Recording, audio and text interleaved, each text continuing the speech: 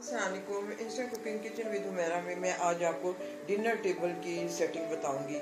खाना पकाना तो एक खातून खाना की जिम्मेदारी होती है और ये कि भाई वो अच्छे से अच्छे बनाने की मतलब कोशिश करती है।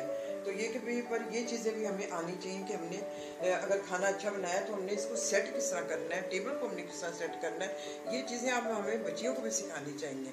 तो ये कि भाई सबसे पहले तो मैं ये टेबल रनर आपको बता रही हूँ कि भी अगर जदीद जो डेकोर है उसमें ये कि भाई इस तरह के टेबल रनर जो है ना वो चल रहे हैं, तो ये इजी भी रहता है।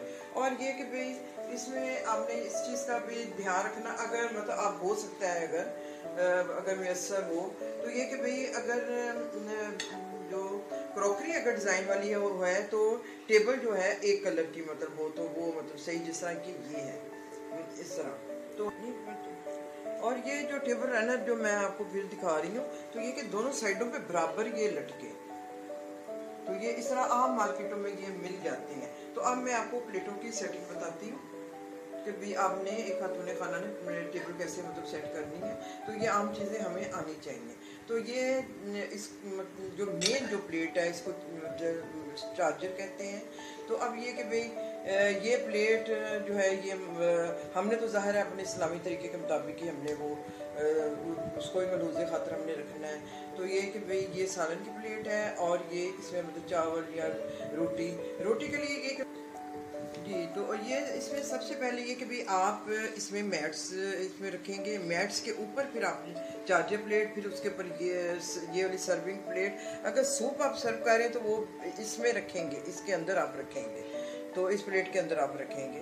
तो ये कि नैपकिन अगर टेबल बड़ी है तो आप मतलब ये कि जी, तो ये नैपकिन जो है ये कि भाई अगर टेबल बड़ी है तो आप इधर भी रख सकते हैं, अगर मतलब आपके पास स्पेस कम है तो फिर आप ये इधर रख दें, ये प्लेट के अंदर भी आप रख सकते हैं। वैसे तो ये कि जब आपने खाना खाना है तो उसका भी तरीका ये कि भी आपने इसको अपनी गोद में इसको इस तरह फैला लेना है। तो ये कि भी वैसे तो कपड़े से ज़्यादा ये कि आजकल तो टिश्यू वाली मतलब ज़्यादा चल रही हैं, तो ये कि भी इनका ज़रा धोना थोड़ा सा मुश्किल होता है।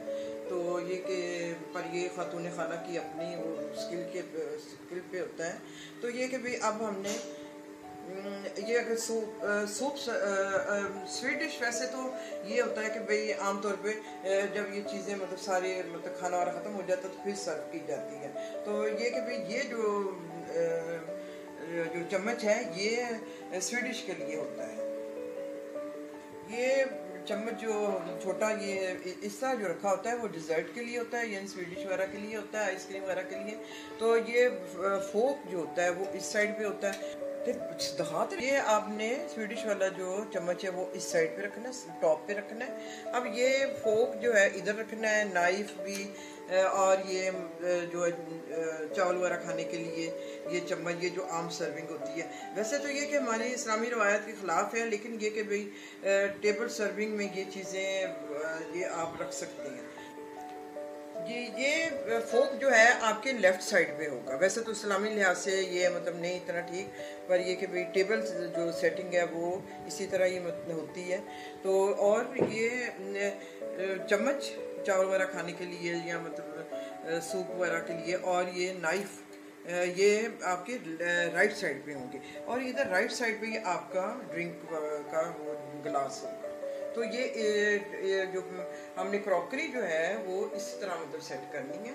तो अब ये कि भाई ये बीच में जो भी ये मतलब डेकोरेशन है, जब हम डिशेस लेके आएंगे तो ये सारी मतलब हम उठा देंगे। तो पर ये कि भाई नमकदानी और टिश्यू बॉक्स ये चीज़ें ये हम लाजमी ये इसमें ये रखनी चाहिए क्योंकि ये ज़रूरत पड़ती है। और ये कि भाई गुलदान एक ज़रूर बीच में होना चाहिए, पर ये कि भाई वो इतना लंबा नहीं होना चाहिए कि भाई एक दूसरे की शक्लें नज़र ना आए। ये कि भाई उसका थोड़ा सा कद छोटा होना चाहिए, छोटे साइज़ का ये गुलदान होना चाहिए। तो ये कि भाई अगर इस तरह ये देखेंगे जिस तरह ये है गुलदस्ता इस तरह का होना चाहिए कि भाई ये इसका ज़रा कद थोड़ा सा छोटा और लंबाई में ना आप रखें कि एक दूसरे को जो खाने वाले गेस्ट हैं वो देख ही ना सके।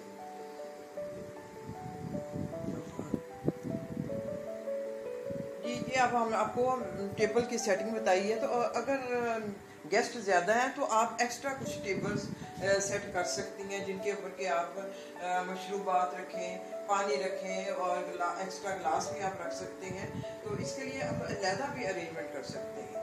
तो उम्मीद है नाज़रीन आज आपको ये मेरी टिप्स और ये वाली वीडियो टेबल सेटिंग की पसंद आई होगी। प्लीज़ मेरे चैनल को सब्सक्राइब कीजिए, लाइक कीजिए, शेयर कीजिए। अल्लाह हाफिज़।